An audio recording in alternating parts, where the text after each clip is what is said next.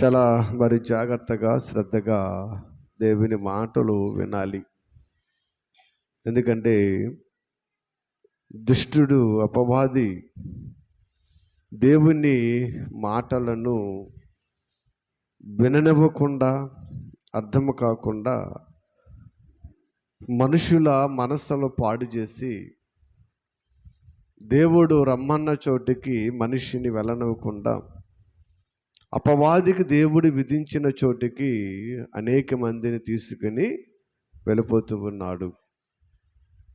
నిజానికి ఈ 66 పుస్తకాల పరిశుద్ధ గ్రంథం మనకు అవసరమా అంటే అవసరం లేదు. మరి ఎందుకు అవసరం? బ్రతకడానికి అవసరం అండి? ఉద్యోగానికి అవసరమా? పిల్లల కంటకు అవసరమా? పెళ్ళి చేసుకోవడానికి అవసరమా? లోకములో దేనికి అవసరం లేదు. చావు తర్వాత మరో బ్రతుకుంది. ఆ బ్రతుకుకి, ఆ మహాలోకానికి వెళ్ళాలంటే, సాతాను ఉరిలో నుండి మనం తప్పింపబడాలంటే ఈ గ్రంథం అవసరం. అందుకు దేవుడిచ్చాడండి. కానీ చాలామందిని తెలియక లోకములో అవసరాల కోసమే దీన్ని ఉపయోగించున్నారు తప్ప అవసరమైన నరకాన్ని తప్పించి పరలోకం వెళ్ళడానికి మాత్రము చాలామంది దీన్ని ఉపయోగించుకోవటం లేదు. దేవుడు ఈ లోకములో బ్రతకడానికి ఎన్నో ఉన్నాయి. ఏదైనా బ్రతకడానికి దేవుడు ఎన్నో వృత్తులు, వ్యాపారాలు, పనులు కల్పించాడండి. కానీ పరలోకం వెళ్ళడానికి మాత్రము ఇదే ప్రామాణిక గ్రంథము. కాబట్టి మనం ఆలోచన చేద్దాం. ఈ లోకంలో సాధారణంగా ఎన్నో సందర్భాలలో దేవుని మాటలు మనం వింటున్నప్పుడు, ఆలకిస్తూ ఉన్నప్పుడు, ఆయన రాకడ గురించి ఎన్నో సందర్భాలలో చాలా దైవజనుల ద్వారా మనం దేవుని మాటలు వింటూ ఉంటాం. మంచిది. ఆయన రాకడకు ఉపశమతకు ఎన్నో సూచనలు పరిశుద్ధ గ్రంథములో రాయబడి ఉన్నవి. అవన్నీ కూడా నేటి కాలంలో నెరవేర్పు జరుగుతున్నవని ఎంతోమంది దైవజనులు ప్రకటిస్తూ ఉన్నారు. మంచిదే. అయితే ఈ లోకములో మనము మహాలోకము, పరలోకము మనం వెళ్ళాలంటే చాలా ప్రయాసముతో కూడిందని ఎన్నో సందర్భాలలో దేవుడు మనతో మాట్లాడుచూ ఉన్నాడు. ఈ లోకములో నిజానికి ప్రతి మనిషి పరలోకం రావాలని దేవుడు కోరుకున్నాడు. ఆదాము నుంచి క్రీస్తు వచ్చే వరకు ప్రతి మనిషి కూడా పరలోకం రావాలి అని దేవుడు కోరుకున్నాడు. అందుకే పరలోకాన్ని దేవుడు చేశాడండి. కానీ ఈ పరలోకం వెళ్ళకుండా ఒక అదృశ్య శక్తి, దానికి చాలా పేర్లు ఉన్నాయి.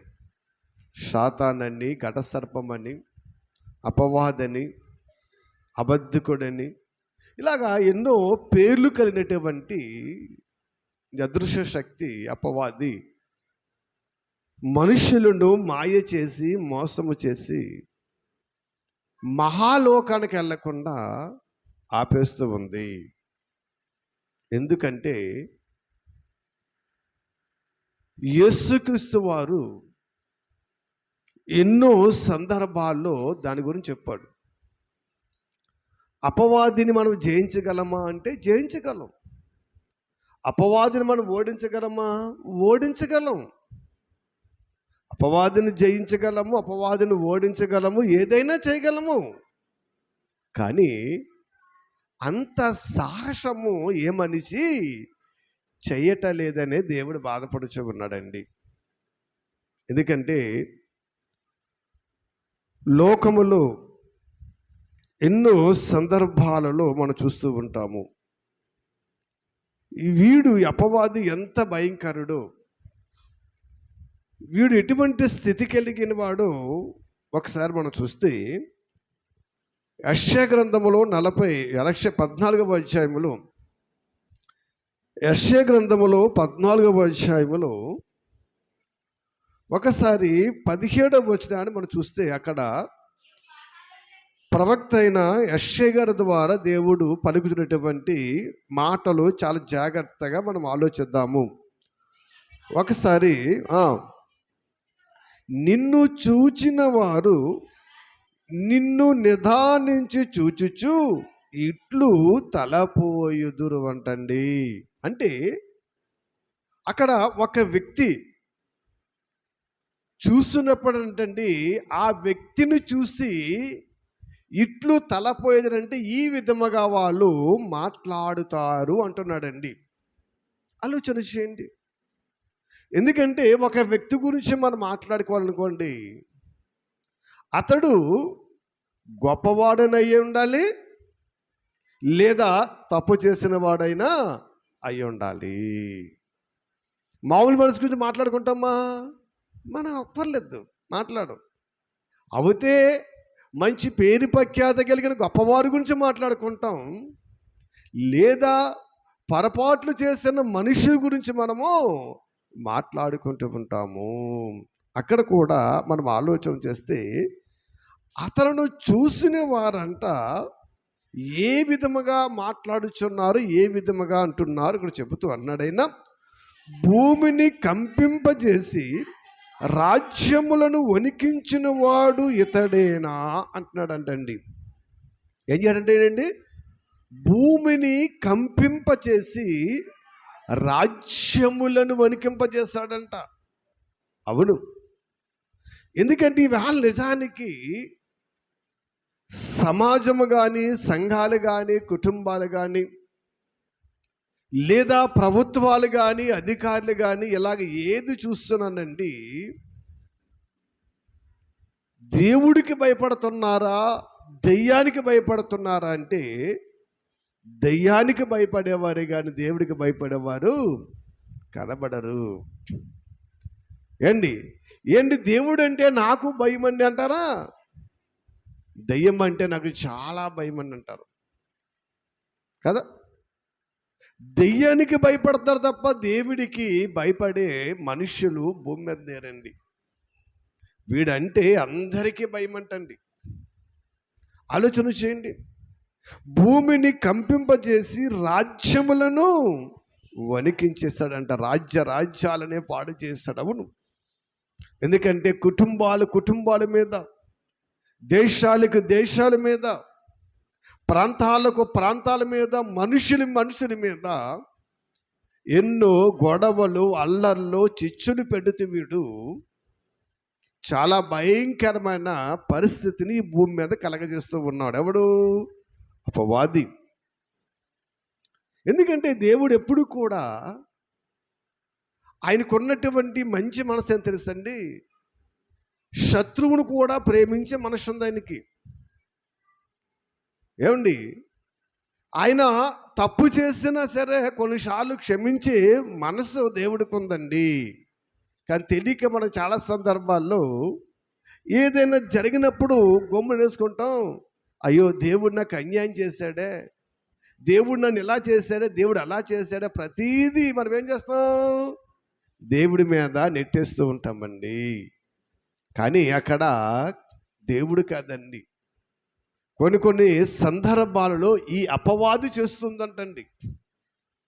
అపవాది చేస్తూ ఉందంట. చూడండి, మనం లోకమును అడవిగా చేసి దాన్ని పట్టణములు పాడు చేసిన వాడు ఇతడేనా అంటున్నాడండి.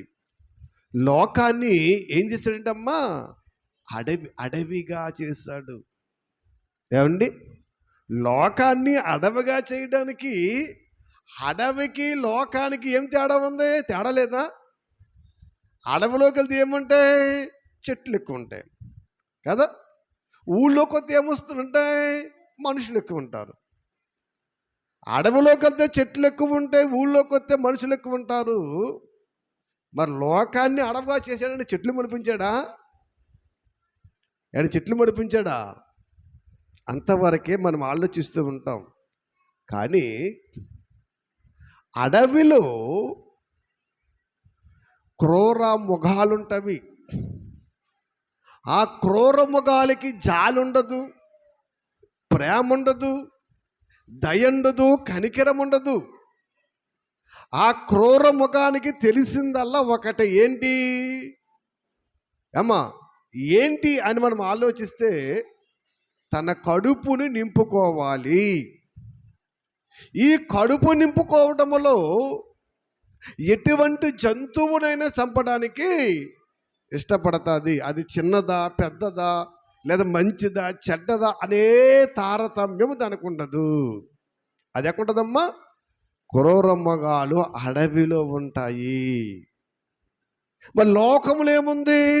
ప్రేమ ఉండాలి, దయ ఉండాలి, జాలి ఉండాలి.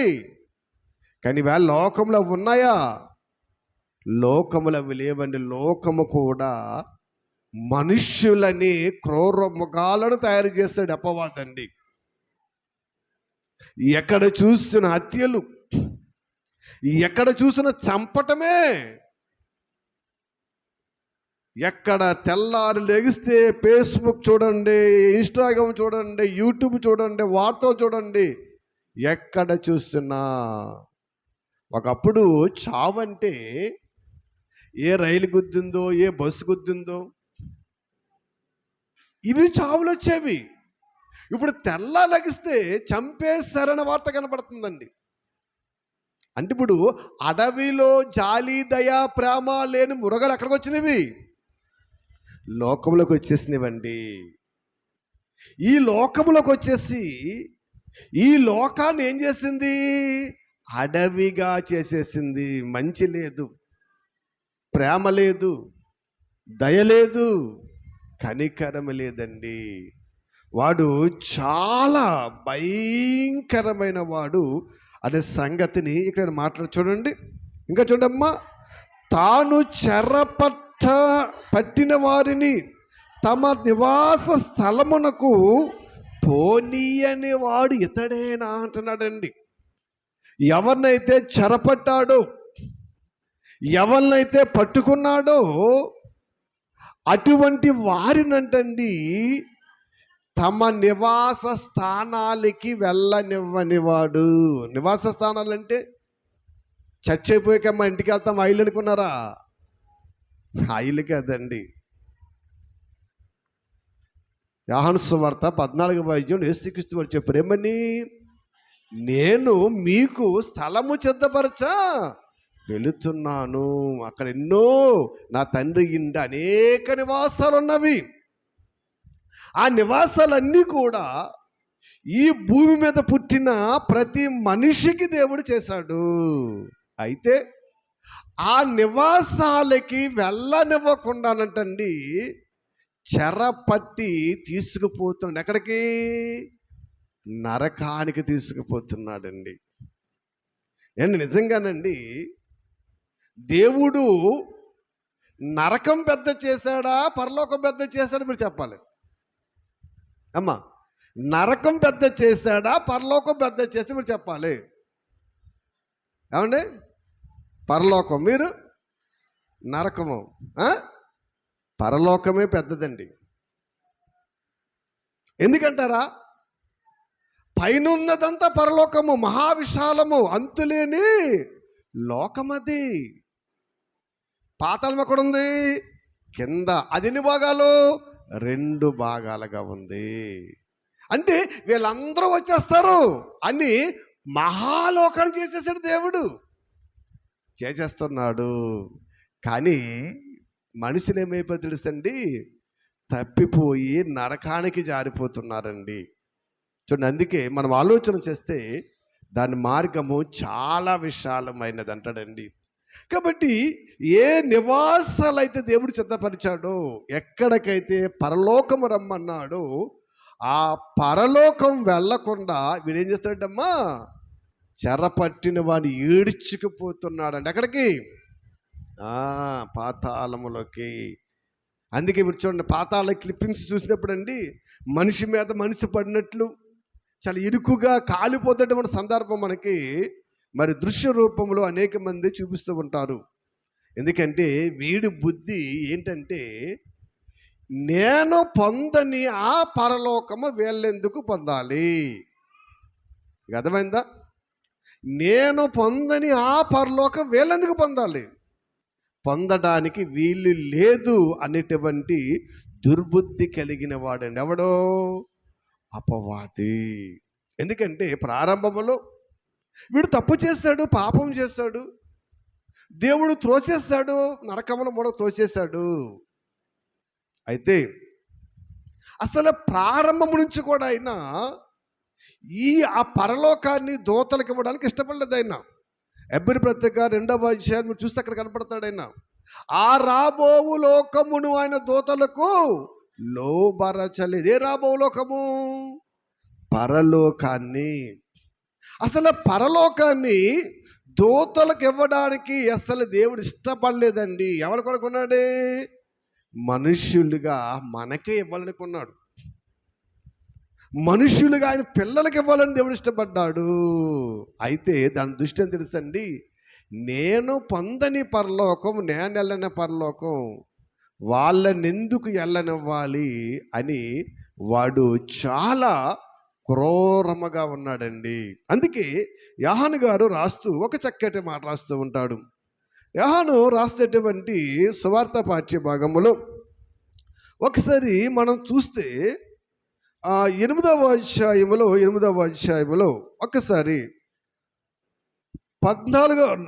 8వ అధ్యాయము ఒకసారి తీయనివ్వండి. ఒకసారి 44వ వచనం చూడండి ఒకసారి.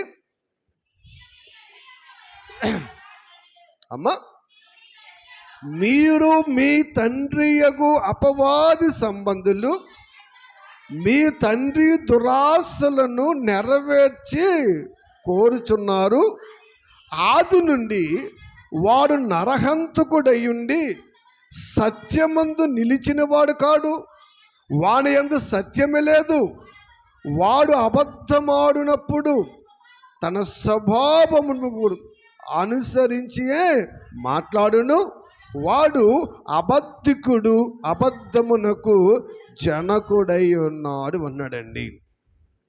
ఇక్కడ యేసుక్రీస్తు వారు ఇశ్రాయేలు ప్రజలతో మాట్లాడుతున్నప్పుడు, మీరు దేవుడిని నమ్మరా, మీరు దేవుడిని వెంబడించరా, మీ బ్రతుకులు మార్చుకోరా, ఇలాగా ఆయన చెబుతున్న సందర్భంలో వాళ్ళు ఎంత చెప్పినా విన్నప్పుడు, దేవునికి లోబడినప్పుడు, ఆయన వాక్యానుసారంగా జీవించినప్పుడు ప్రభువైన యేసుక్రీస్తు వారు మాట్లాడుతున్న మాట ఏంటంటే, మీరు మీ తండ్రి యొక్క అపవాది సంబంధులు.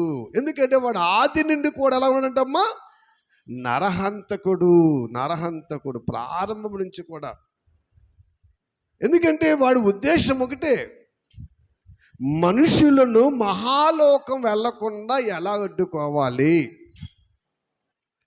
ఎందుకంటే యేసుక్రీస్తుని వెంబడించిన యోధ మంచివాడే. యోధ యేసుని అమ్మేదారనే బుద్ధితో రాలేదండి. యేసు గురించి విని ఆయన పరిచర్యలో పాలేపుగా వస్తుందని మంచి బుద్ధితో వచ్చాడు. అయితే అక్కడికి వచ్చినడికి ఏమొచ్చింది? యోధాలో అపవాది ఆలోచన కలిగించింది. అంటే వీడు క్రియేటర్ అన్నమాట. వీడు అపవాది క్రియేటర్. వీడు మనుష్యుల్లో రకరకాల ఆలోచనలు కలిగజేస్తూ ఉంటాడు.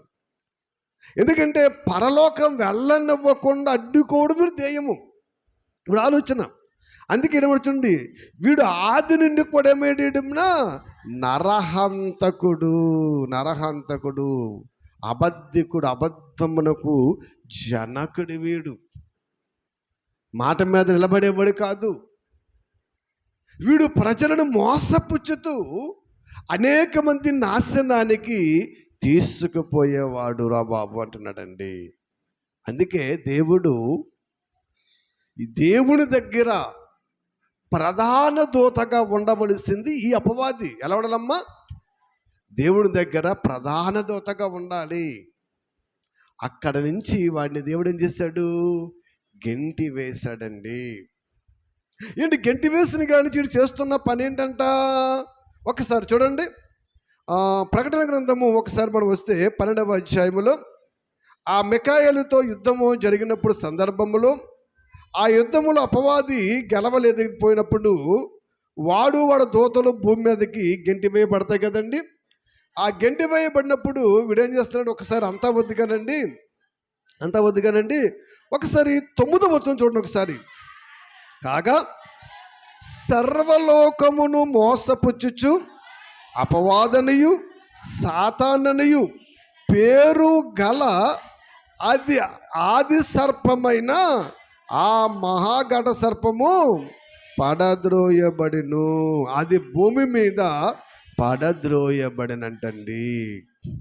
ఇక్కడ ఎందుకు ఈడు భూమి మీద పడిన తర్వాత చేసే పని ఏంటంటే, సర్వలోకాన్ని ఏం చేస్తున్నాడు వీడు, మోసపుచ్చుచున్నాడు, మోసం చేస్తున్నాడు అన్నమాట అండి. ఏంటి వాడు చేసే మోసము? ఏమ్మా, మనలాగేమన్నా చీటీలు కట్టుకుని డబ్బా కొట్టేస్తున్నాడా? లేదా మన బంగారం ఇచ్చుకుని రోడ్డు బంగారం ఇస్తున్నాడా? లేదా మన దస్తవేజ చంద్రమణం ఆశ్రమం తీసుకున్నాడా? మన బంగారం అక్కర్లేదు అడిగి, మన డబ్బు అక్కర్లేదు, ఏం అక్కర్లేదు. ఎందుకంటే వాడికి కూడా తెలుసు అవన్నీ ఈ లోకములోని అక్కరకు రావని. వాడు చేసే మోసం ఏంటంటే, మనుషుల మనస్సులను భ్రమపరిచి మోసము చేసి వారిలో ఉన్న మంచిని చెడిపేస్తాడు. అదే వాడు చేసేదండి. పరిశుద్ధతను చెరిపేస్తాడు, యథార్థతను చెరిపేస్తాడండి. ఎందుకంటే వాడు ఆది నుండి ఎలా ఉన్నాడు, నరహంతకుడు, అబద్ధమునకు జనకుడు. అబద్ధానికి జనకుడైనప్పుడు పరిశుద్ధత వాడికి ఇష్టమా? అభ్యాసాలు కుదరదు. లోకములో దుర్మార్గముగా నీ ఇష్టం వచ్చినట్టు తిరుగు, నిన్నేమీ చేయడు. పరిశుద్ధతగా బ్రతకడానికి ప్రయత్నించు, నీ ఇంటికి 10 సార్లు వస్తాడు. ఎక్కడ తిరుగుతావా, ఎలాగ పాపంలో పడేయాలా, ఎలాగ మోసం చేయాలా చూస్తాడా. ఎందుకంటే వీడు బుద్ధి సర్వలోకాన్ని ఏం చేస్తాడమ్మా, మోసపుచ్చటమే. ఎవరి బుద్ధి? అపవాది బుద్ధి అండి. దేవుని బిడ్డలుగా మనం ఆలోచన చేస్తే అపవాది అనేక మంది దేవుని బిడ్డలు ఎందరినోనండి నిజంగా గొట్టలుగా నాశనం తీసుకుపోతుంది, నరకాన్ని తీసుకుపోతుంది. దాని మాయలో పడిపోతున్నారండి. దేవుని కోసం బ్రతకవలసిన వారు దేవుని కోసం బ్రతకలేకపోతున్నారండి. ఏంటి? అందుకే పేతురు గారు రాసినటువంటి పత్రికలో, మొదటి పత్రికలో 5వ అధ్యాయం ఏంటంటాడైనా, మీ విరోధి అయిన అపవాది ఏమన్నాడమ్మా, గర్జించు సింహం వల్లే ఎవరిని మృంగుతున్నా అని వెతుకుతూ తిరుగుచూ ఉన్నాడు. చూడండి, ఇక్కడ మనం ఆలోచన చేస్తే దేవుడు ఏమని తెలుసండి, మీ విరోధి అయిన అపవాది. ఏంటి వాడికి మనకి గొడవ జరిగిందేంటి? పాత కక్షలు ఉన్నాయా? ఆస్తి తగాదులు ఉన్నాయా? అన్నదమ్ముల గొడవలు ఉన్నాయా? మరి మనకు విరోధి అంటాడు. లోకములు అందరికి విరోధా? అందరికి విరోధి కాదండు. ఎవరైతే దేవుని కోసం బ్రతుకుతాడో వాడికే విరోధి వాడు. ఎందుకని? దేవునికి విరోధి. దేవునికి విరోధి ఆయన పిల్లలమైన ఆయన ద్వారా మనకేమేడు వాడు విరోధి అయిపోయాడు కదా. మనం కూడా చూడండి, పక్కింటోడితో మనం దెబ్బడుకోవడం అనుకోండి, మన పిల్ల కూడా మాట్లాడరు, ఇంటికి వెళ్తారు. వెళ్తారా? ఎవడన్నా రాడాడుకు, మీ నాన్న దెబ్బడుకున్నారు, ఇంటికి రాకూడదు అంటారు. అవునా కదా? ఇది వరకైతే ఈ మాయ మర్మాలు ఏమి లేవండి. వాళ్ళు కొట్టుకుంటూ ఉండరు, వీళ్ళు వాడుకుంటూ ఉండేవారు. అంత కల్మషం అయిపోయిందండి. అడవి అయిపోయింది లోకం, చాలా కుర్రమండి. అంటే ఇప్పుడు వాళ్ళ దెబ్బలాడుకుంటే వీళ్ళు విరోధులు అయిపోయారు. అలాగే దేవుడు త్రోసి వేసేసాడు కనుక దేవుని విరోధి ఇప్పుడు ఎవరి విరోధి అయిపోయాడు? మన విరోధి అయిపోయాడండి. అందుకే మీ విరోధైన అపవాది. నాయన జాగ్రత్త, ఎవరిని మిరింగేయాలని చూస్తున్నాడండి. వాడు మిరింగేస్తాడు, నాశనానికి తీసుకుపోతాడు. జాగ్రత్త. అందుకంటాడు, మీరు మెలకువగా ఉండి ప్రార్థన చేయండి, మెలకువగా ఉండండి, చాలా జాగ్రత్తగా ఉండండి. వాడి ఎత్తుగడలలో, వాడి కుయుక్తులు, వాడి ఆలోచనలు, వాడి మోసకరమైన స్థితిలో మీరు పడిపోవద్దు అని ఈ పరిశుద్ధ గ్రంథాన్ని దేవుడు మనకిచ్చాడు. అర్థమైందా? ఎందుకంటే ఆయన విరోధి మనకి విరోధి అయ్యాడు. ఇప్పుడు ఈ విరోధి ఏం చేస్తున్నాడంటే మనల్ని మోసం చేస్తున్నాడు, భ్రమపరుస్తూ ఉన్నాడు, ఎన్నో ఆశలు చిక్కింపజేసి మన బ్రతుకుని నాశనం చేస్తున్నాడు. అలాగా వాడి బంధకాలలో, మోసాలలో పడి మనము నాశనం అయిపోకుండా ఉండాలని దేవుడు ఈ 66 పుస్తకాల బైబిల్ని మనకి ఇచ్చాడు. అందుకు ఇచ్చాడండి. ఎందుకంటే వాడి ట్రాప్లో పడ్డామనుకో, వాడు బంధకాల్లో పడి ఎక్కడికి వెళ్ళిపోతాం? మనం నరకానికి వెళ్ళిపోతాం. ఆ నరకాన్ని నుంచి ఎలా తప్పించాలి మనము? మేము చెప్తే మీరు వింటారా? మీ అమ్మమ్మని చెప్తుంటారా? కొన్ని ఎవరు చెప్తుంటారు? ప్రెసిడెంట్ గారు చెప్తుంటారా? ఎమ్మెల్యే గారు చెప్తుంటారా? సీఎం గారు చెప్తుంటారా? ప్రధానమంత్రి చెప్తుంటారా? ఎవరు చెప్పినా మనం వినము. మాకు రుజువు కావాలి, సాక్ష్యాలు కావాలంటాం. అందుకే రుజువులతో, సాక్ష్యాలతో కూడిన గొప్ప గ్రంథం దేవుడు మనకిచ్చాడు. ఎందుకంటే రాబో దినాల్లో మనుషులు ఎవరన్నమాట వినరు అని తెలిసి ఈ 66 పుస్తకాలు అన్నటువంటి మహాజ్ఞాన గ్రంథాన్ని ఎందుకు ఇచ్చా తెలుసండి? నరకాన్ని నుండి మనము తప్పించడానికి, సాతాను బంధకాలలో పడి మనము కొట్టుకుపోకుండా ఎలా రక్షించుకోవాలో మనల్ని మనం కాపాడుకోవడానికి దేవుడి గ్రంథాన్ని ఇచ్చాడు. దాని మాటలో పడి, మాయలో పడి నాశనం అయిపోయి వెలగిలిపోయారు. దాన్ని ఎదిరించి, ఓడించి బ్రతికి మహాలోకాన్ని చేరిన వారు ఎలాగున్నారు? వీరి జీవితాలను మనం వ్యత్యాసం చూసుకుంటూ, వీరి బ్రతుకులను మనం వ్యత్యాసం చూసుకుంటూ మేలైన దానిని చేపట్టి మంచి మార్గములో మనం బ్రతకటానికి, నడవడానికి దేవుడు ఈ పుస్తకాన్ని, ఈ పరిశుద్ధ గ్రంథాన్ని ఇచ్చాడండి. అంతే తప్ప అనేకమైనటువంటి పుస్తకాలు లేగా ఏదో ఒక అంచె చదువుకుని వదిలేస్తాము ఏంటి? అయికేదండి.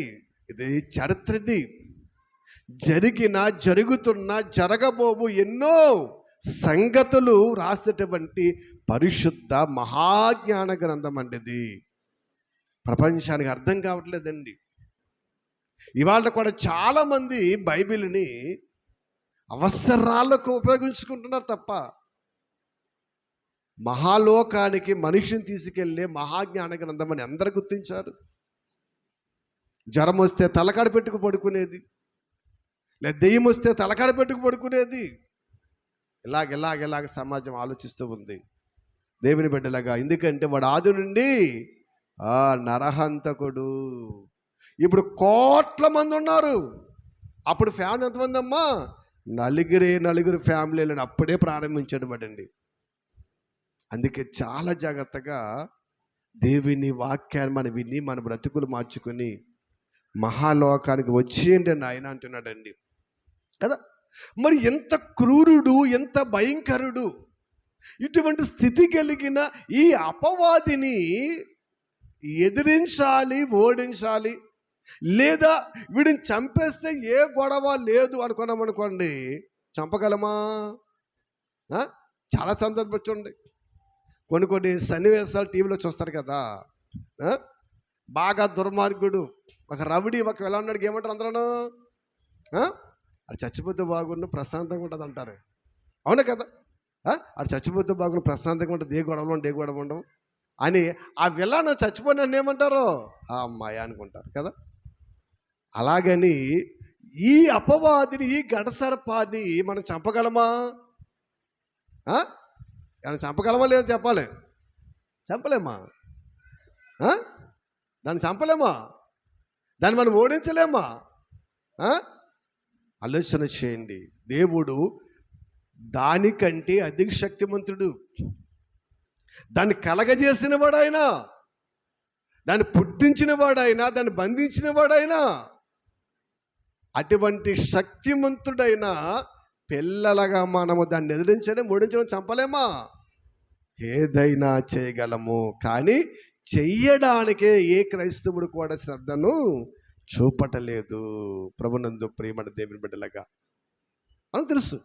మత్తయి వార్త 24 అక్కడ రాకడ గురించి, యుగ సమాప్తి గురించి సూచనలన్నీ మనం చదువుకుంటూ వస్తే 14వ వచనంకి వచ్చేవాడికి అక్కడ అంటాడైనా, మరియు రాజ్య సువార్త సకల జనులకు సాక్షార్థమై లోకమంతడు ప్రకటింపబడును, అటు తర్వాత అంతము వచ్చును. ఇక్కడ ఒక మాట మనకు కనబడింది, ఏంటి? అంతము కదా. ఇప్పుడు అంతం వచ్చేసింది అనుకోండి, యేసుక్రీస్తు వారు వచ్చేసారు అనుకోండి, సాతాను భూమి మీద బ్రతుకుంటాడా పోతాడా? యేసుక్రీస్తు వారు వస్తే సాతాను ఉంటాడా? ఎక్కడికి వెళ్ళిపోతాడు? బంధకాణలోకి వెళ్ళిపోయాడు, బంధించేస్తాడు. వాడు ఇంకా మనుషులు మోసపుచ్చడు లేదు, మోసపుచ్చడానికి, మనుషులను భ్రమపరచడానికి, పాడు చేయడానికి అడవిగా వచ్చే ఛాన్స్ లేదు. అంటే వీడు మరి బంధించబడాలంటే ఎక్కడికి ఏమవ్వాలమ్మా? రాజ్య సువార్త సకల జనులకు ప్రకటింపబడాలి.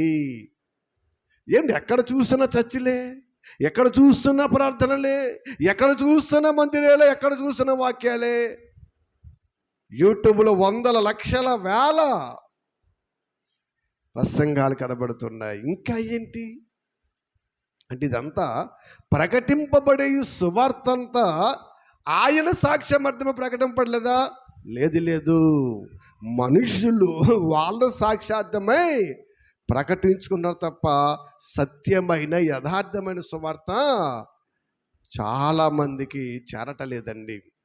చాలామంది అనుసరించట్లేదు. దేవుడు ఎందుకు నమ్మని తెలుసండి? నన్ను నమ్మితే, యేసుక్రీస్తు వారు చెప్పిన మాట ఒకటే, నన్ను వెంబడిస్తే ఏమిస్తాడైనా? నిత్య జీవము. అంటే ఏమిస్తాడైనా? పరలోకం ఇస్తానన్నాడు. అంటే క్రీస్తుని నమ్మిన ప్రతి ఒక్కరికి పరలోకం కావాలి కదా. ఇక్కడ కూర్చున్న మనం ఎంతమంది అసలు పరలోకం కోసం వచ్చాము లేదా లోకం కోసం వచ్చామా? లోకం అంటే ఏంటి తెలుసండి?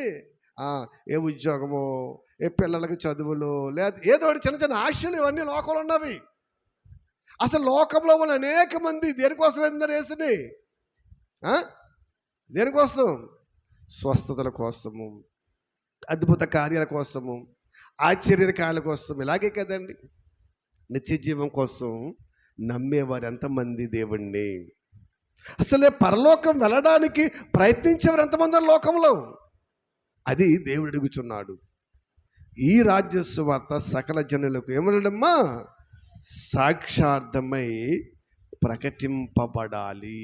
అంటే ఇది ప్రకటింపబడాలంటే మన వంతు మనము ఏం చేయాలి తెలుసండి? దేవుని పని చాలా జాగ్రత్తగా చేయాలి. దేవుని క్రియలు చాలా జాగ్రత్తగా చేయాలి. దేవుని పట్ల చాలా మరి భయభక్తులు కలిగి మనము ఆయన పనిని మనము చేస్తూ ఉండాలి. అంటే మనందరం కూడా ఏం చేయాలమ్మా? దేవుని చిత్తాన్ని భూమి మీద నెరవేర్చాలి. అలాగ మనము నెరవేర్చగలిగినప్పుడు అండి నిజంగా ఏమొస్తా తెలుసండి? రాకడనేది వస్తుంది. భయంకరమైనటువంటి వార్తలు మనం చూస్తున్నాం, భయంకరమైనటువంటి పరిస్థితి మనం చూస్తూ ఉన్నాం కదా. మళ్ళా మొన్న దెబ్బ కొట్టాలి దేవుడు వదిలేసాడు, అది పని జాలి కలిగినట్టుంది. జాలి కలిగి వదిలేసాడు దేవుడు అండి. అలాగేదో చల్లగా వచ్చి వెళ్ళిపోయింది. నిజంగా ఆ శాస్త్రవేత్తలు చెబుతున్నారు, ఆ వైజాగ్ బీచ్లో జరిగినటువంటి ఆ సన్నివేశాన్ని చూసి శాస్త్రవేత్తలు ఎవ్విరిపోయారండి. తలపట్టుకుని భయమేసింది వాళ్ళకి. ఏంటి ఈ వాతావరణ పరిస్థితి? ఇది రాష్ట్రం మీదకి, దేశం మీదకి వస్తే ఏమైపోతుందో తెలుసండి? ఆ భయంకరమైన ఆ మేఘం అంటండి కురిస్తేనంటండి పట్టణాలు కొట్టుకుపోతాయి అంటండి. అంత మేఘం పట్టిందంట వైజాగ్ బీచ్లో. మీరు చూసారా టీవీలో? టీవీలో చూసారా? ఆ బీచ్లో ఫోటో చూస్తే నల్లగా తప్ప ఏమీ కనపడలేదండి. చాలా దానినే రాకాసి మేఘాలు అని పేరు పెట్టారండి. నిజంగా దేవుడు ఎంత గొప్పవాడండి. ఎన్ని తప్పులు చేసినా మనకు క్షమించేస్తున్నాడు. కాబట్టి ఇక్కడ మనం ఆలోచన చేసినట్లయితే వాడు లయం అవ్వాలంటే, వాడు పోవాలంటే మనము పని చేయాలి, రాజ్య సువార్త ప్రకటింపబడాలి. అంతే తప్ప యేసు రమ్ము రమ్మంటే రాడైనా, త్వరగా వచ్చి అంటే రాడైనా. ఆయన రావాలంటే మనం ఏం చేయాలి?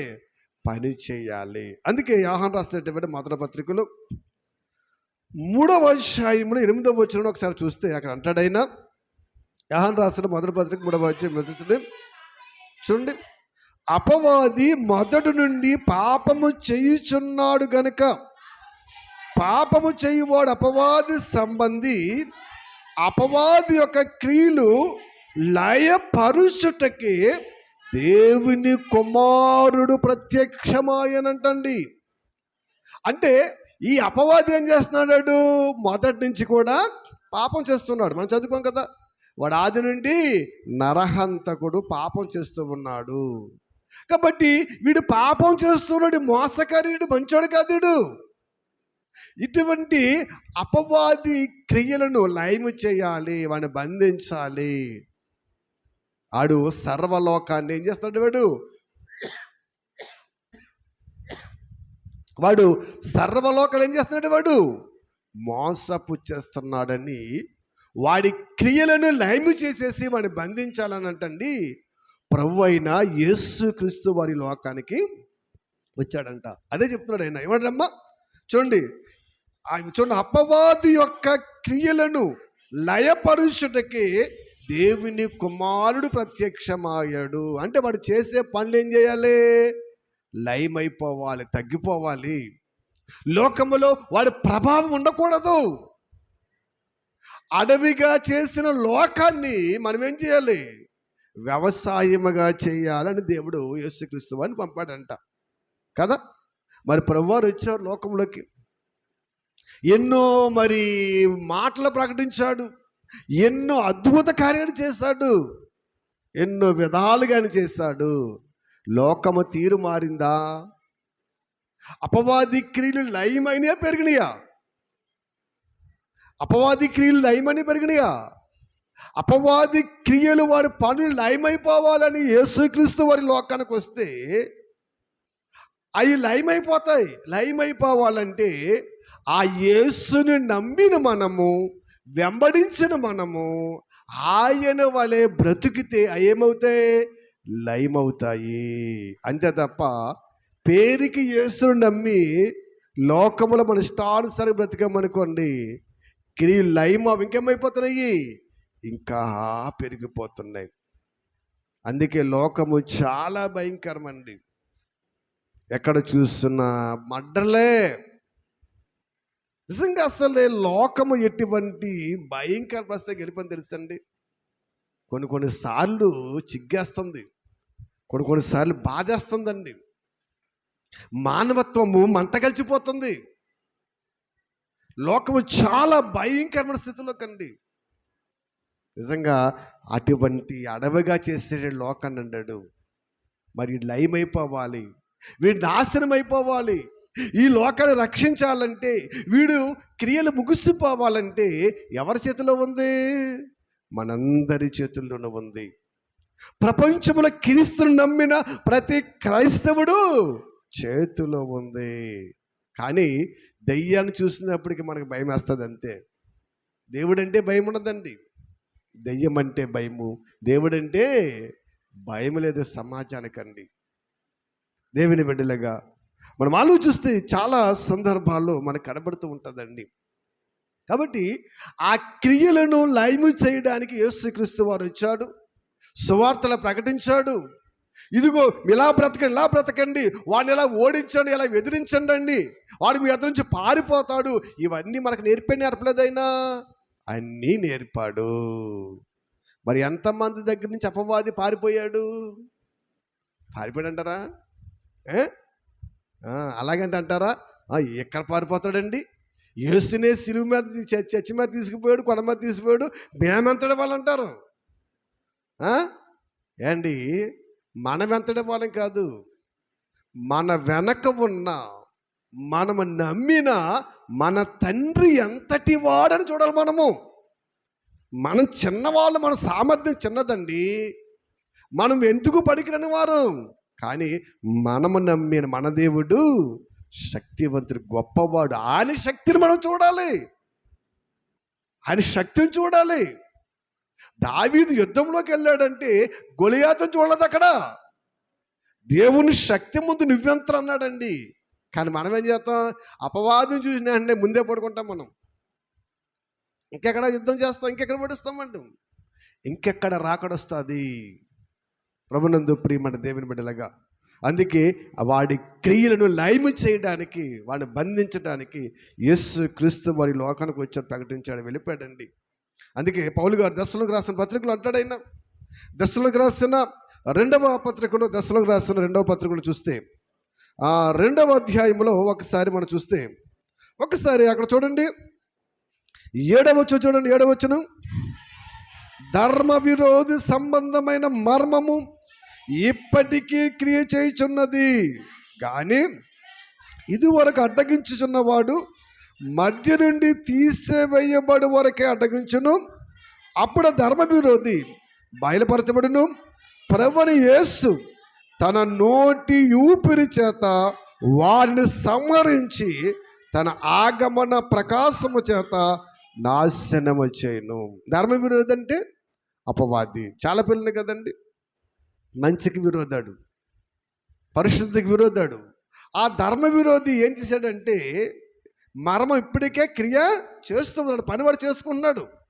ఎందుకంటే మనమంటే దేవుని పని మర్చిపోయాం కానండి, అపవాది మాత్రం తన పనినది మర్చిపోలేదండి. ఎందుకంటే అది చాలా తెలివి గలది, మనుషులను ఎలా మోసం చేస్తూ ఉంటుంది. అయితే ఇక్కడ మనం ఆలోచిస్తే ఇక్కడ కావలసిన మాట ఏంటంటే, ప్రభువైన యేసు తన నోటి ఊపిరి చేత వానిని సంహరించి తన ఆగమన ప్రకాశము చేత వాడిని నాశనం చేయాలి. అంటే ఇప్పుడు వాడి నాశనం అవ్వాలంటే ఇక్కడ ఏం జరగాలి ఖచ్చితంగా అమ్మా? అపవాది నాశనం అవ్వాలంటే, అపవాది బంధింపబడాలంటే కదా, అసలే అపవాదే లేకపోతే లోకమంతా ఎలాగుంటుంది? అపవాది లేని లోకం అసలు ఊహించుకోండి, ఎలా ఉంటుంది? గొడవలు ఉంటాయా? కరువులు ఉంటాయా? ఇబ్బందులు ఉంటాయా? అసలు అపవాది లేని లోకం అంటే పరలోకమే. పరలోకం ఏముండవు, ఆకలి ఉండదు, దప్పిక ఉండదు, దాహముడు, సంతోషమే. అలాగే వాడుకోలేడనుకో లోకం ఎలాగుంటుంది? ఏదైనా తోటలోకి వాడు రానంతసేపు ఎలాగుంది ఆదమవ్వలకి? అదే పరలోకం కదనుకోరు కదా, అదే చాలా ఆనందంగా ఉంది. వాడు వచ్చాడు, పాడు చేశాడండి తేడా. ఇక్కడ అపవాది లయమైపోవాలి అంటే యేసుక్రీస్తు రావాలి కదా. వాడు లయమైపోవాలంటే ఎవరు రావాలి? యేసుక్రీస్తు రావాలి. ఆయన రావాలంటే రమ్ము నీ తరుడి మీది అంటే మన తెచ్చేస్తాడా? లేదా చాలామంది మరి విమర్శిస్తున్నారు అనుకోకండి కదండి, మరణాత అంటారు. మరణాత అంటే ఏంటి తెలుసండి? త్వరగా రమ్ము, వచ్చేస్తాడా? మరణాత చెప్పారంటే త్వరగా రమ్మారు యేసుక్రీస్తుని, వచ్చేస్తాడండి. నువ్వు రమ్మన్నా రాడు, నువ్వేమన్నా రాడు. రావాలంటే నీవు కూడా క్రియ చెయ్యాలి, పని చేయాలి. అది దేవుని సంకల్పం అండి. ఎందుకంటే చూశారు కదా, ఈ రాజ్య సువార్త సకల జనులకు ప్రకటింపబడాలి. దేవుని గురించి, ఆయన గొప్పతనము, క్రీస్తుని గురించి తెలుసున్నప్పుడు ఆ క్రీస్తుకి, ఆ దేవుడికి లోబడిపోయి లోకములో అనేకమైన వాటిని ఏం చేయాలి? వాళ్ళు విడిచిపెట్టి పరిశుద్ధులుగా బ్రతకాలండి. అది దేవుడు అడుగుతున్నాడు. కాబట్టి ఆయన రమ్మంటే వచ్చేస్తాడా? ఆయన రమ్మంటే వచ్చేస్తాడా? మన రమ్మన్న రాడు, మనమే కదండి. మనకంటే ముందు పరిశుద్ధులు, మహానుభావులు ఎంతోమంది చనిపోయారు. వాళ్ళకల్లా మనం తెలుసండి. వాళ్ళు కూడా ఏమన్నా చూడండి ఒకసారి ప్రకటన గ్రంథం 6వ అధ్యాయము, ఒకసారి వాళ్ళు కూడా ఏమన్నా చూడండి, ఒకసారి ప్రకటన గ్రంథం 6వ అధ్యాయము. పోనీ మనమంటే ఎవరమో పాపులు అనుకుందాం, మన దగ్గర మంచిది అనుకుందాం. మనం రమ్మంటే రావట్లేదు. వీళ్ళు ఎటువంటి వాళ్ళమ్మా? నాదా పరిశుద్ధుడా, ఎందాక తీర్పు తీర్చకయు మా రక్తము నిమిత్తము భూనివాసులకు ప్రతిదండన చేయుకుయు ఉందువని బిగ్గరగా కేకలు వేస్తున్నారు. ఏంటి వీళ్ళు మళ్ళంటలుగా తెలిసిన వీళ్ళు మహానుభావులు అంటే వీళ్ళు పరిశుద్ధులు, వీళ్ళు చాలా గొప్పవారు. వీళ్ళంటున్నారు చూడండి, పైగా పడుతుండే, నాదా సత్యస్వరూపి పరిశుద్ధుడా, ఇంకా ఎంతకాలం ఓపిక పడతావో, ఎంతకాలం ఊరుకుంటావో? ఒకసారి వేసేయచ్చు కదా వాళ్ళందరినీ, ఒకసారి తీసేయచ్చు కదా వాళ్ళందరినీ, ఒకసారి భూమికి తీర్పు తీర్చేయచ్చు కదా ప్రవ్వా. ఎందుకు ప్రవ్వా? ఎంతకాలం ఉన్న వాళ్ళు మారరు, వారి బ్రతికి అంతే, వారి జీవితం అంతే ప్రవ్వా. వద్దు నాయనా, వేసేయ్ అంటున్నారు. ఈ మాట అని వాళ్ళు ఎవరో పరిశుద్ధులు. ఏండి, పరిశుద్ధులు పిలిస్తేనే ప్రభు రావట్లేదు. మనము వచ్చే ప్రభు అంటే వచ్చేస్తాడా? పరిశుద్ధులైనా పాపులైనా ఎవరు పిలిచినా రావాలంటే ఆయనకు లెక్క ఉంది. ఆ లెక్క ఖచ్చితంగా జరగాలి, అప్పుడేనా వస్తాడండి.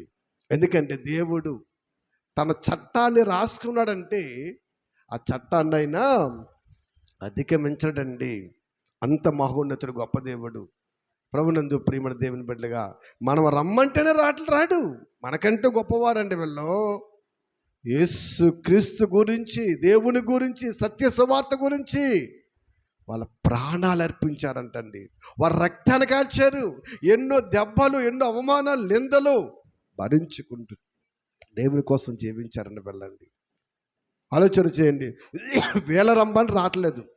వీళ్ళు ప్రభు ఒకసారి పంపే, ఒకసారి తీసే అంటే ఆయన కూడా చూడండి, కాగా తెల్లని వస్త్రములు ప్రతివానికి ఇవ్వబడును అని చెప్పి వారి వలన చెప్పి, మరియు వారి వలన చంపబడిపోడు వారి సహదాసుల లెక్క సహోదరు లెక్కయ పూర్తి అగు వరకు ఇంకా కొంచెం కాలము నీరు విశ్రమింపవాలని వారితో చెబుతున్నాడు. ఆ పరిశుద్ధున్నారు కదా తెల్లబసరించుకున్న వారు, వాళ్ళతో అంటున్నాడు. ఎందుకంటే మనం మాట్లాడే సమాధానం చెప్పాలంటే ఆయన, ఎందుకంటే మన నోరు చాలా మంచిది కదా. వాళ్ళకి చెప్పిన సమాధానం, ప్రవ్వా ఎంతకాలం వేసి అంటే, నాయన కొద్ది నిమిషాలు ఆగండిరా. ఎందుకంటే ఒక లెక్క ఉంది. ఎక్కడికి రావాలి? పరలోకము రావాలి లెక్క ఉంది. ఆ లెక్క సంపూర్తి అవ్వాలి. ఆ లెక్క సంపూర్తి అయ్యే వరకు యేసుక్రీస్తు వారి భూమి మీదకి రావాలంటే లెక్క సంపూర్తి అవ్వాలి కదా. యేసుక్రీస్తు వారు వచ్చి వెళ్ళిపోయి ఎన్ని సంవత్సరాలు అయింది ఏమ్మా? దాదాపు 2000 సంవత్సరాల దగ్గరకు వస్తున్నాం. 2000 సంవత్సరాల దగ్గరకు వస్తున్నాం. ఆయన వచ్చి వెళ్ళిపోయి ఈ 2000 సంవత్సరాల నుంచి నిజానికి సంవత్సరానికి ఊళ్ళో ఒక్కడ మారితే ఎంతమంది వెళ్ళిపోతారు పరలోకము? ఎంతమంది వెళ్ళిపోతారు? మాట బట్టి ఈ మాటం కదండి, అక్కడికి వెళ్ళే స్థితి మారాలి. ఎంతమంది వెళ్ళిపోతారండి? అంటే అప్పటి నుంచి కూడా పూర్తి అవ్వలేదా? అసలు లెక్క ఇప్పటికంటే అసలు మొదటి శతాబ్దంలో ఎక్కువ మంది ఉన్నారు. నిజంగా వాళ్ళు చాలా గొప్ప వాళ్ళండి. అప్పుడే బాగా ఎక్కువ మంది ఉన్నారు. అప్పుడే చాలా లెక్క సంపూర్తి అయిపోయింది. ఇంకా మిగిలింది కొంచెం బ్యాలెన్స్ ఉంటుంది, పెద్ద బ్యాలెన్స్ ఉండదు. ఇది యోహానుగా రాసినడికి బ్యాలెన్స్ ఎంత ఉంటుంది? కొంచెమే ఉంటుంది, పెద్ద బ్యాలెన్స్ ఉండదు. ఆ బ్యాలెన్స్ కూడా పూర్తి అవ్వట్లేదంటండి. అంటే లోకము ఏ రీతిగా ఉందో ఒకసారి మనం ఆలోచన చేయాలి. దేవుని బిడ్డలుగా చాలా జాగ్రత్తగా దేవుని వాక్యాన్ని మనం వినాలి. అందుకే ఏమంటే సహదాసుల లెక్క పూర్తి అవ్వాలనైనా అంతవరకు ప్రభువారు ఎల్లరూ ఆయన వెళ్ళాలంటే భూమి మీద దేవుని కోసం అనేక మంది బ్రతకాలి, పరిశుద్ధులుగా జీవించాలి, పవిత్రంగా జీవించాలి, వాళ్ళ మహాలోకానికి వారసులు అయిపోవాలి. అప్పుడు ఇదిగో నేను పంపించేస్తాను అంటున్నాడండి. అంటే ఇప్పుడు ప్రభువారు రావాలంటే, యేసుక్రీస్తు మరి భూమి మీదకి రావాలంటే, అపవాది లయం అవ్వాలంటే క్రైస్తవులు అందరూ ఏం చేయాలి? దేవుని పని చేయాలి, చిత్తము చేయాలండి. దేవుని పని మర్చిపోయారండి. దేవుని కోసం బ్రతకడం మర్చిపోయారు. దేవుని ఆలోచనలు మర్చిపోయారు. లోకముల వాళ్ళ ఇష్టానుసారమైన స్థితికి మనుషులు వెళ్ళిపోతున్నారు. ప్రభునందు ప్రేమను దేవుని బిడ్డలుగా. అందుకే లోకం అడవిగా పాడుగా వాడు చేసేసి వాడు ఇష్టం వచ్చినట్లు లోకాన్ని చేస్తూ ఉన్నాడండి. అందుకే మనం ఆలోచన చేసినట్లయితే తిమోతికి రాసినటువంటి రెండవ పత్రికలో ఒక్కసారి రెండవ పత్రికలో మూడవ అధ్యాయములో 8వ వచనం చూడండి ఒకసారి. ఆ ఎండ్రే అబ్రే అని వారు మోసేను ఎదిరించినట్లు వీరును చెడిన మనస్సు కలిగి విశ్వాస విషయములో భ్రష్టులై సత్యమును ఎదురిస్తున్నారంటండి. ఇవాళ సత్యానికి లోబడి క్రీస్తు కొరకు బ్రతకవలసిన సమాజం ఏమైపోయింది తెలుసండి? విశ్వాసములో భ్రష్టులైపోయి అంటండి సత్యమును ఏం చేస్తారంటమ్మా? ఎదురిస్తూ ఉన్నారు. ఎదిరించడం అంటే, సత్యాన్ని ఎదిరించడం అంటే ఏమా హిందువులు పడగొట్టినట్టు చర్చలు పడగొడతాం, లేదా అల్లరి చేయమనుకున్నారా? దేవుని మాట వినకపోవటం వాడిని మనము ఎదిరించినట్లండి. ఈ దేవుని మాటలు తిక్కరిస్తున్నాడు సమాజం అండి. మరి సాతాను ఎలాగా చచ్చిపోతాడు? సాతాను ఎలా ఏమవుతుంది? వాడు పంట పండితేనే కానీ యేసుక్రీస్తు వారు రారు. మనం చాలాసార్లు అంటూ ఉంటాం కదండి, పంట పండాలి. పంట పండాలంటే వాడి పంట పండుతుంది అంటాం. పండితే అన్ని పడితే కదా.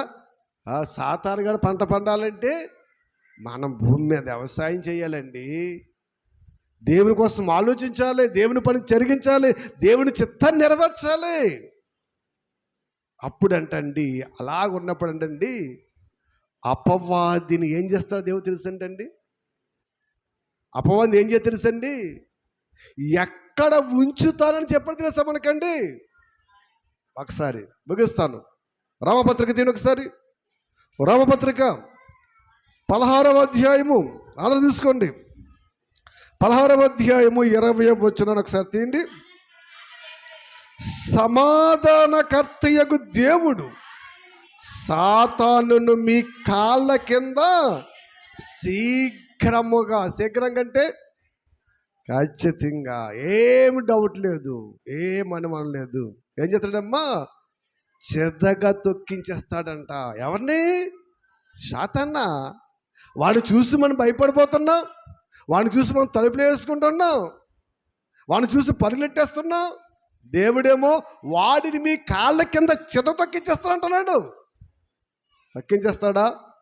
ఖచ్చితంగా తొక్కించేస్తాడండి. మాట ఇచ్చాడంటే మాట తప్పని వాడు మన దేవుడండి. గొప్ప దేవుడండి. ప్రపంచంలో ఎక్కడా ఇటువంటి దేవుడండి. దేవుని వీడికి ఆలోచన చేయండి. ఎందుకంటే ఈ 16వ అధ్యాయం అంతా మీరు చదువుతానండి, అక్కడ పౌలు గారు చాలా మంది పేర్లు చెప్పాడు. ఆయన ఎంతమంది పేర్లు చెప్పాడమ్మా? మన శుక్రవారం లెక్క చెప్పాను కదా, గుర్తుంది అంతమందికి? ఎంతమంది పేర్లు ఉన్నాయని చెప్పాను మొన్న శుక్రవారం? మర్చిపోయారా? దేవుడు స్తోత్రం. దేవుడు బహుగా దీవించి ఇంకా అధిక జ్ఞానం అనుగ్రహించిన గాక. సుమారు అక్కడ ఎంచుమించు ఆ అధ్యాయములో 40 దాకా సుమారు మామూలుగా లెక్క 40 దాకా వాళ్ళ పేర్లు అన్నీ కూడా మెన్షన్ చేశాడు. వీళ్ళందరూ ఎవరనుకున్న వీళ్ళు దేవుని కోసం బ్రతికిన వారండి, క్రీస్తు కోసం బ్రతికిన వారు. మొదటి శతాబ్ద కాలంలో అపోస్తులకు పరిచర్య చేస్తూ పరిచర్య పాలిభాగస్తులుగా ఉండి ఆ దేవుని కోసం బ్రతికిన వారి కేటలాగ్ అంతా చెప్పుకొస్తున్నాడు. ఇందులో ఉన్న పేర్లన్నీ చెప్పుకుంటా వచ్చి ఏమంట చూడండి, ఏమండమ్మా చెప్పుకుంటా వచ్చి సమాధానకర్తయగు దేవుడు సాతానును మీ కాళ్ళ కింద చెదక తొక్కించేస్తాడన్నాడండి. ఎవరి కాళ్ళ కింద తొక్కుతాడు సాతాను?